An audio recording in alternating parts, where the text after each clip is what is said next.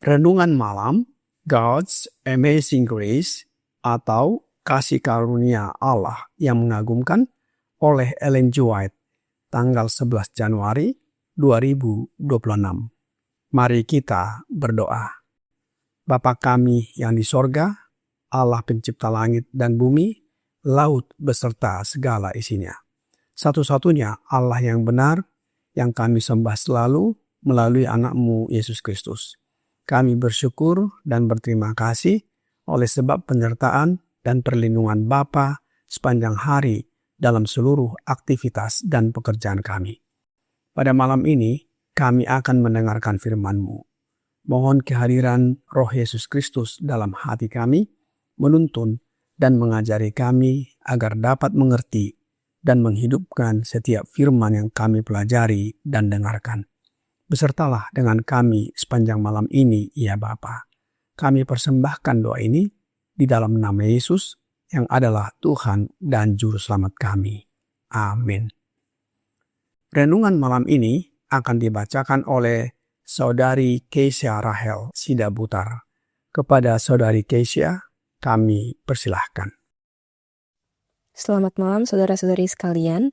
Renungan malam kita 11 Januari 2026 berjudul Didirikan oleh Kematian Kristus. Ayat inti terdapat di dalam 1 Petrus 2 ayat 24 berbunyi, Ia sendiri telah memikul dosa kita di dalam tubuhnya di kayu salib, supaya kita yang telah mati terhadap dosa hidup untuk kebenaran. Oleh bilur-bilurnya kamu telah sembuh. Tepat pada saat mereka, murid-murid Kristus berharap melihat Tuhan mereka naik tahta Daud, mereka melihat dia ditangkap sebagai penjahat, dicambuk, dihina, dan dihukum, dan diangkat di atas salib Kalvari. Pengumuman yang telah dibuat oleh murid-murid dalam nama Tuhan adalah benar dalam setiap detailnya, dan peristiwa-peristiwa yang ditunjuknya bahkan sedang terjadi saat itu. Waktunya telah genap, dan kerajaan Allah sudah dekat. Markus 1 ayat 15. Itulah pekabaran mereka. Dan kerajaan Allah yang telah mereka nyatakan sudah dekat ditegakkan oleh kematian Kristus. Kerajaan ini bukanlah seperti yang telah diajarkan kepada mereka, sebuah kerajaan duniawi. Bukan pula kerajaan masa depan yang kekal, di mana segala kekuasaan akan mengabdi dan patuh kepada mereka. Daniel 7 ayat 27. Sebagaimana digunakan dalam Alkitab, ungkapan kerajaan Allah digunakan untuk menunjuk baik kerajaan kasih karunia maupun kerajaan kemuliaan. Kerajaan kasih karunia didirikan segera setelah kejatuhan manusia. Namun kerajaan itu sebenarnya baru didirikan setelah kematian Kristus. Bahkan setelah memulai misi duniawinya, Juru Selamat mungkin saja mundur dari pengorbanan di Kalvari. Di Getsemani, cawan kesengsaraan bergetar di tangannya. Ia bahkan mungkin saja menyeka keringat darah dari dahinya dan membiarkan umat manusia yang berdosa binasa dalam kejahatan mereka. Tetapi ketika Juru Selamat menyerahkan nyawanya dan dengan nafas terakhirnya berseru, "Sudah selesai," maka penggenapan rencana penebusan telah dipastikan. Janji keselamatan yang diberikan kepada pasangan yang berdosa di Eden telah dikukuhkan. Kerajaan kasih karunia yang sebelumnya telah ada melalui janji Allah kemudian ditegakkan. Demikianlah kematian Kristus, peristiwa yang oleh para murid dianggap sebagai kehancuran terakhir harapan mereka, justru yang menjadikan harapan itu pasti selamanya. Peristiwa yang telah memenuhi mereka dengan ratapan dan keputusasaan adalah peristiwa yang menjadi pusat kehidupan masa depan dan kebahagiaan kekal semua orang yang setia kepada Allah sepanjang zaman. Demikianlah renungan kita pada malam hari ini. Terima kasih, Tuhan Yesus memberkati. Terima kasih atas penata layanan Saudari Keisha. Tuhan Yesus memberkati. Saudara-saudari dalam Yesus Kristus, pada saat penyaliban Yesus, harapan murid-murid hancur karena mereka mengharapkan Yesus mendirikan kerajaan duniawi. Namun, apa yang tampak sebagai kekalahan justru merupakan penggenapan pekabaran tentang kerajaan Allah. Kerajaan yang diajarkan oleh Yesus kepada mereka bukan kerajaan politik atau duniawi, melainkan kerajaan kasih karunia. Kerajaan kasih karunia telah dijanjikan sejak kejatuhan manusia Adam dan Hawa, tetapi ditegakkan secara pasti melalui kematian Yesus Kristus. Di Getsemani hingga disalib, Kristus dengan rela menyerahkan nyawanya dan menyatakan, "Sudah selesai," menandakan bahwa rencana penebusan telah digenapi. Dengan demikian, kematian Yesus Kristus yang dahulu dipandang sebagai kehancuran harapan, sesungguhnya menjadi dasar pengharapan kekal dan sumber kehidupan serta kebahagiaan bagi semua orang yang setia kepada Allah sepanjang zaman. Roh Nubuat di dalam The Great Controversy, halaman 347, paragraf 2 berkata, "Tetapi ketika Juru Selamat menyerahkan nyawanya dan dengan nafas terakhirnya berseru, 'Sudah selesai,' maka penggenapan rencana penebusan telah terjamin. Janji keselamatan yang diberikan kepada pasangan yang berdosa di Eden telah dikukuhkan. Kerajaan kasih karunia yang sebelumnya telah ada melalui janji Allah, kemudian ditegakkan." Sebagaimana yang sudah kita pelajari dan ketahui sebelumnya dalam renungan malam, bahwa dalam Alkitab, kerajaan Allah mencakup dua aspek, yaitu kerajaan kasih karunia dan kerajaan kemuliaan.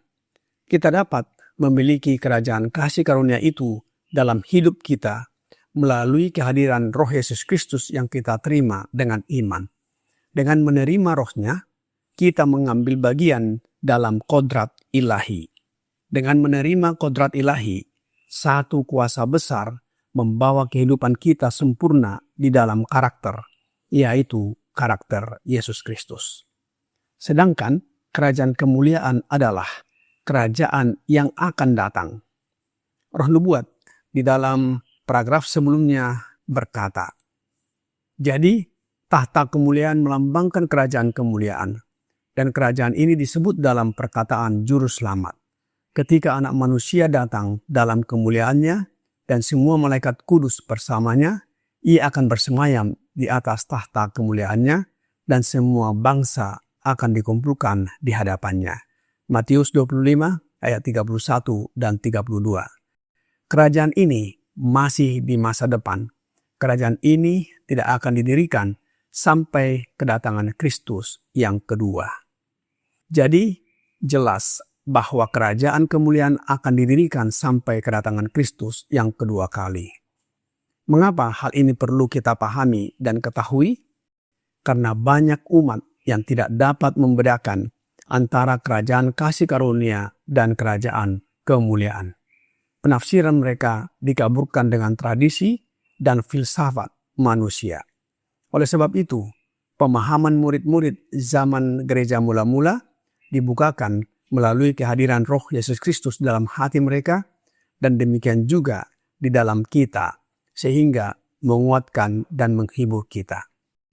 Roh Nubuat di dalam The Spirit of Prophecy, volume 3, halaman 238, paragraf 2 berkata, "Dunia membenci sang guru dan selalu membenci hamba-hambanya, tetapi Roh Kudus, penghibur yang diutus Kristus kepada murid-muridnya, menghibur dan menguatkan mereka untuk melakukan pekerjaannya dengan setia selama ketidakhadirannya secara pribadi.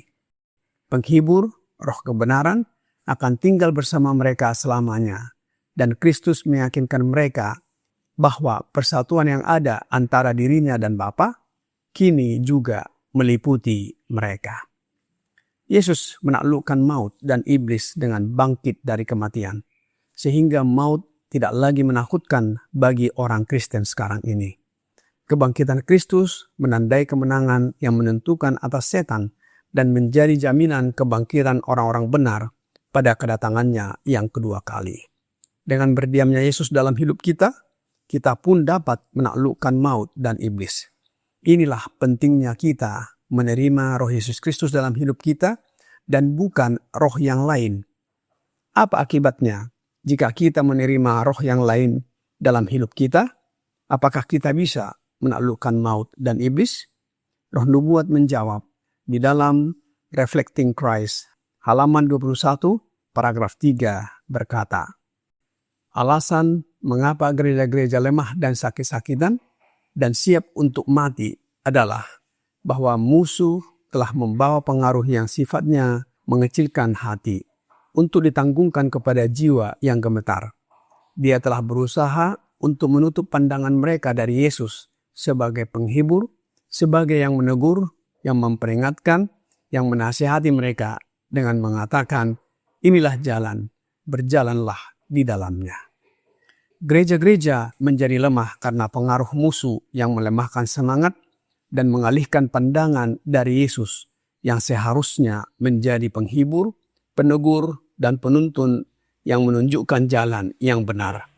Sekali lagi, agar kita tidak menjadi lemah, maka kita harus menerima Kristus berdiam di dalam hati oleh iman, sehingga kekuatan kita menjadi efisien untuk kebaikan. Roh Nubuat di dalam From Heaven with Love, halaman 196, paragraf 4 berkata, umat manusia bergantung pada kuasa ilahi. Kristus berdiam di dalam hati oleh iman dan melalui kerjasama dengan yang ilahi, kekuatan manusia menjadi efisien untuk kebaikan. Saudara-saudari dalam Yesus Kristus, marilah kita bersedia menerima kehadiran Roh Yesus Kristus dalam hati kita, sehingga kita menjadi kuat dan efisien untuk melakukan kebaikan. Kiranya renungan malam ini membawa pembaharuan bagi kita.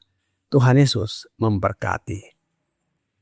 Mari kita berdoa. Bapa kami yang di sorga, terima kasih atas firman yang sudah kami dengarkan malam ini, yang mengajarkan kami bahwa kerajaan karunia didirikan atau ditegakkan oleh kematian Yesus. Dia telah bangkit dan naik ke sorga, serta mencurahkan rohnya kepada para murid dan juga kepada kami sekarang ini. Biarlah kami dapat mengerti bahwa Bapa hadir di dalam hati kami hanya melalui kehadiran Kristus, oleh kehadiran rohnya dalam hidup kami. Bukan roh yang lain selain daripada roh Yesus. Melalui pemahaman firman-Mu, kami sadar betapa pentingnya kehadiran roh Yesus dalam hidup kami. Melalui kehadirannya, hidup kami diubahkan untuk menuju kepada kesempurnaan karakter dalam Yesus Kristus. Oleh sebab itu ya Bapa, mohon karuniakan Roh Yesus Kristus dalam hati kami, agar karakter dan hidup kami disucikan menjadi serupa dengan karakternya. Dengan demikian, kami dipersiapkan untuk kerajaan kemuliaan, yaitu kerajaan sorga. Banyak dosa dan pelanggaran yang kami lakukan ya Bapa, mohon ampuni kami. Kami persembahkan doa ini hanya melalui Yesus Kristus yang adalah Tuhan dan Juru Selamat kami. Amin.